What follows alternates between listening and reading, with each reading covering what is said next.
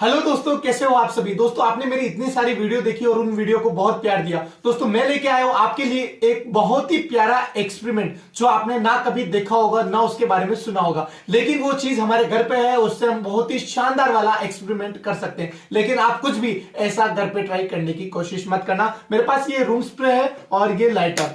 देखो किस तरीके की मैं फ्लेम निकालता हूं या किस तरीके का एक्सपेरिमेंट करता हूं, वीडियो में आगे देखना। Light of.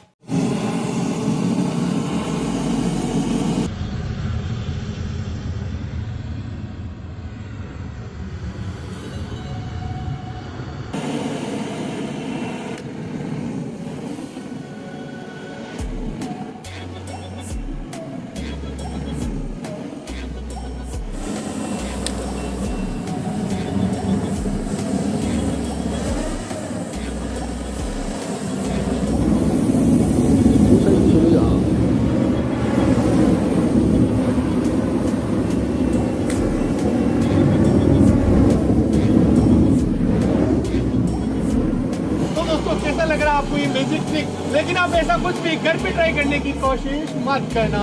आपको बहुत शानदार लग रहा होगा, बहुत मजा आ रहा होगा। अगर आपने अभी तक चैनल को सब्सक्राइब नहीं किया तो चैनल को जल्दी से सब्सक्राइब कर लीजिए।